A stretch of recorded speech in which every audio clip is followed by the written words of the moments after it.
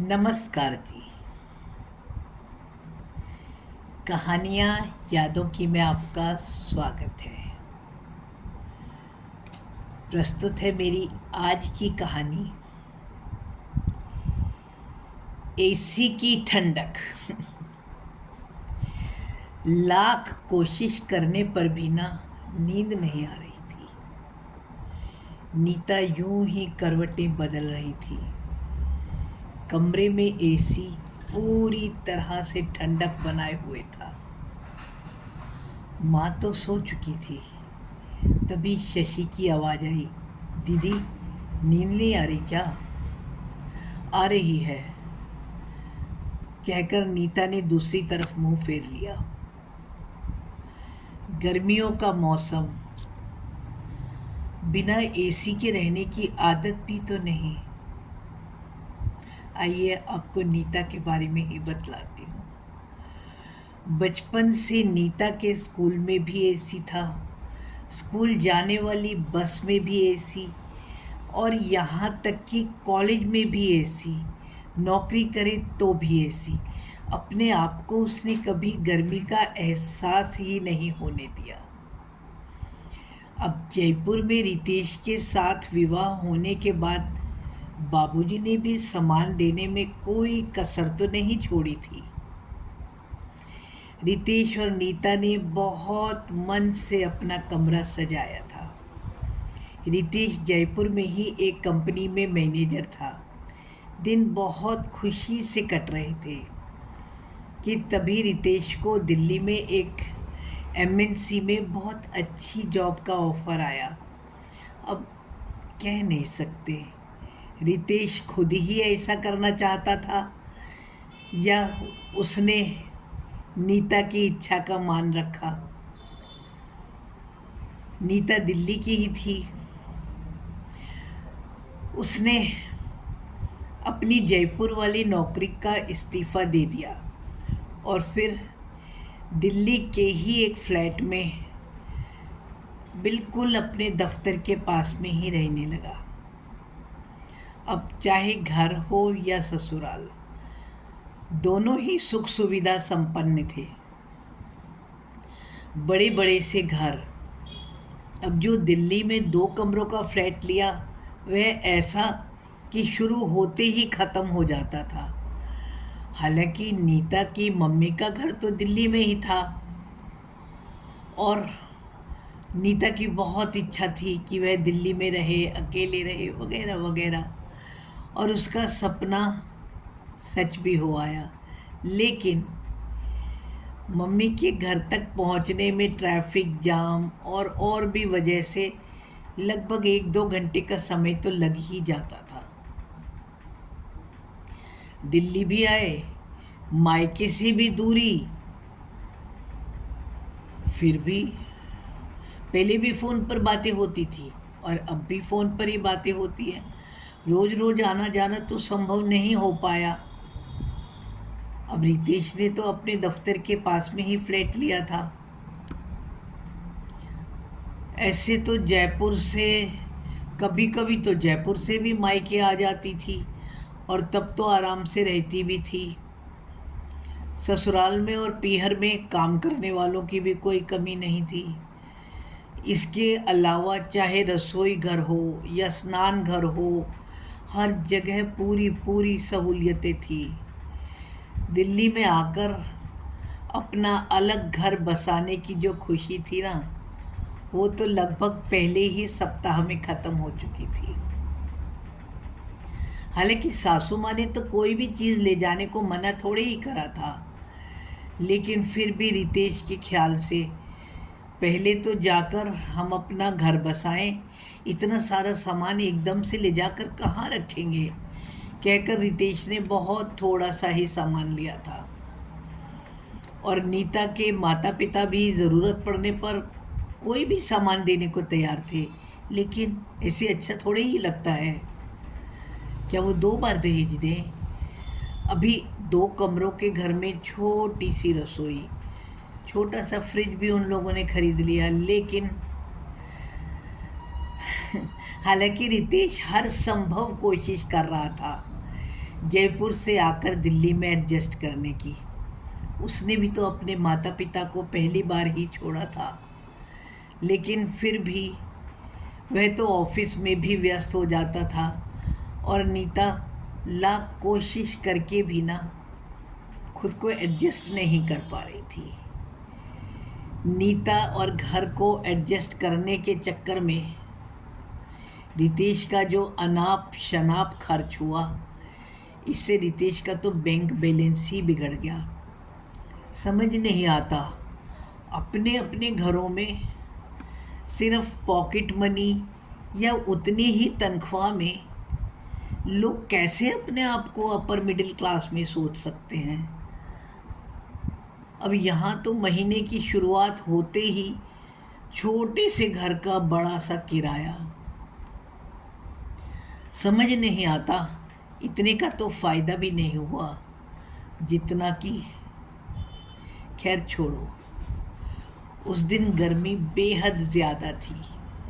हालांकि इन लोगों ने एक रूम कूलर तो ख़रीद लिया था, लेकिन बिना एसी के नीता से ना तो दिन में रहा जा रहा था और ना ही रात में सोया जा रहा था।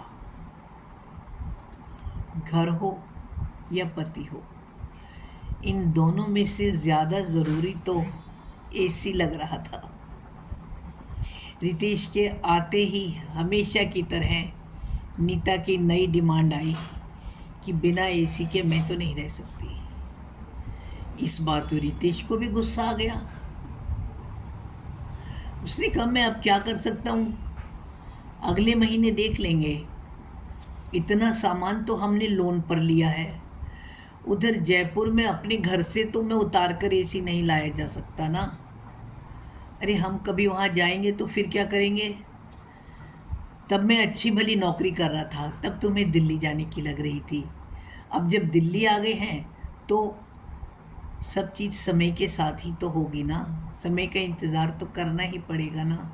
मैं नहीं कर सकती। नीता ने अपनी अटैची बांधनी शुरू कर दी। बोली मैं तो कल अपने मायके चली जाऊंगी।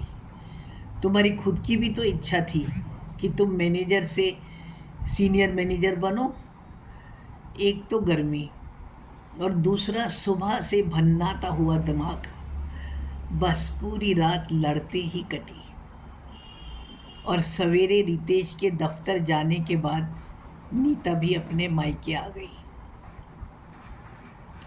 मायके में नीता की छोटी बहन शशि और बड़ा भाई रवि था। वैसे तो नीता का भी यही ख्याल था कि ऑफिस से हमेशा के जैसे रितेश उसके पास ही आ जाएगा, लेकिन अब के ऐसा नहीं हुआ। माँ ने भी नीता से रितेश के बारे में पूछा तो नीता ने कह दिया वो ऑफिस से देर से आए होंगे, इसीलिए नहीं आए। हालांकि सच तो यह था कि रितेश फ़ोन ही नहीं उठा रहा था। अब नीता एसी में तो सो रही थी, लेकिन रह रह कर मन उस छोटे से घर में रितेश के पास चला जाता था। आखिर रितेश भी तो अपने माता पिता से अलग हुआ है।